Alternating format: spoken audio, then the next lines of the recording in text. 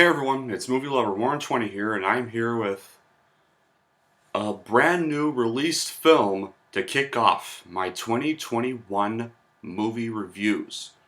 And this year, it's gonna mostly be Warner Brothers movies, and maybe some Universal movies.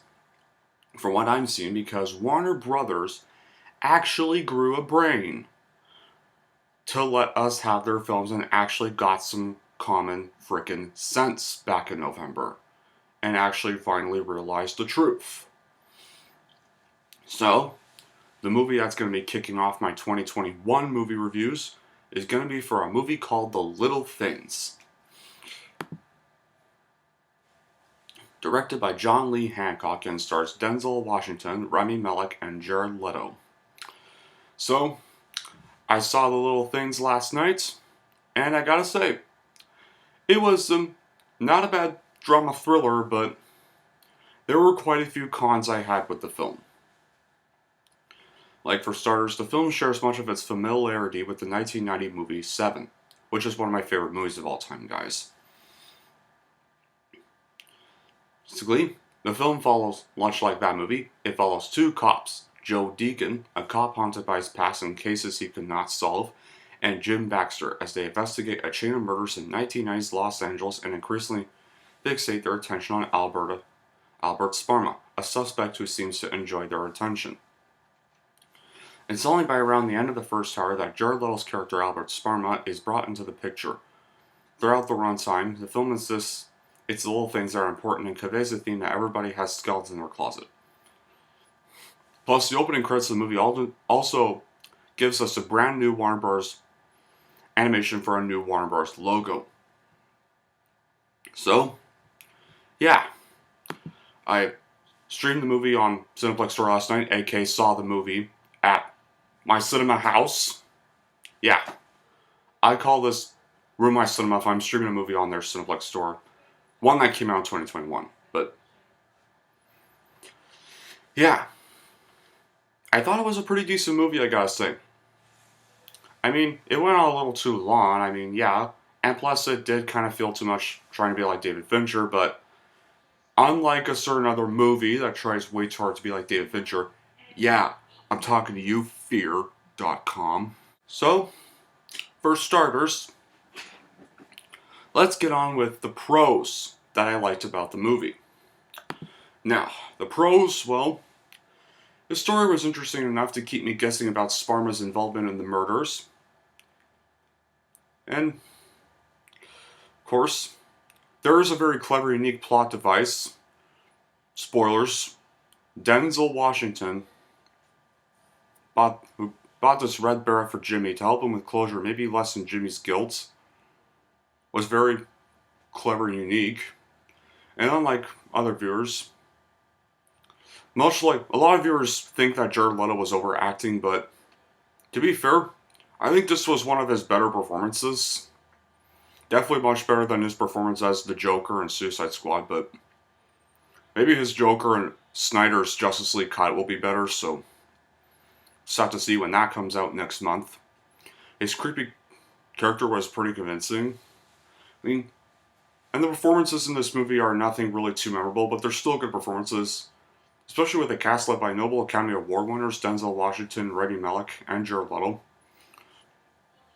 And the performances are also supported by a script written by John Lee Hancock, and the story of the movie is good, and with turns almost every corner, it is another idea in which the film has success.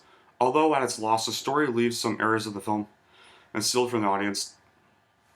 And this movie leaves you at the edge of your seat in the film's most thrilling parts, and the ending will shift our mind's expectations and into a different structure than other films of the same genre and type. And the score of the film, composed by Thomas Newman, is a very great score, but fortunately it does not assist in giving much of a thrilling aspect alongside the film's already existing thrill that is primarily occurring in the opening and ending.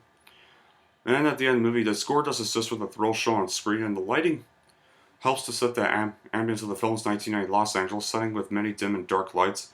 These elements keep the tone fitting for the genre of a drama, crime, thriller film. Now for the cons.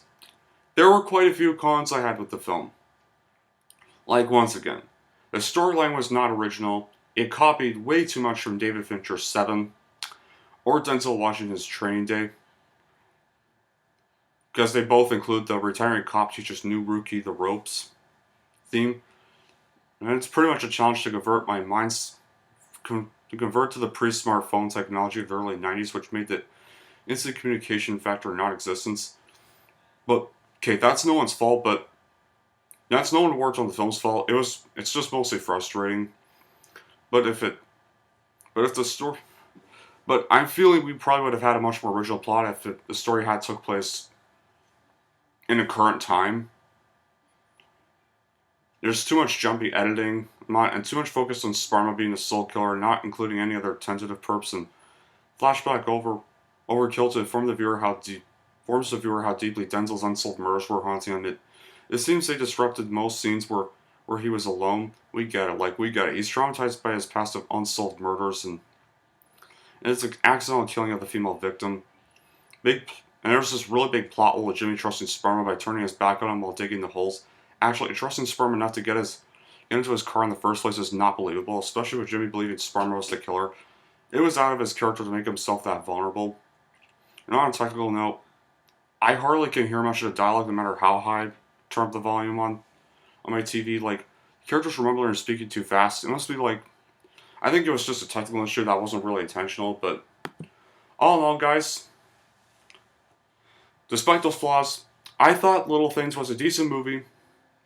If you're a fan of, like, crime drama thrillers, you'll probably get a kick out of this, but if you want, like, a better movie with this plot, just go back and rewatch 7, because that movie is a masterpiece, and it will always be the true masterpiece with this plot.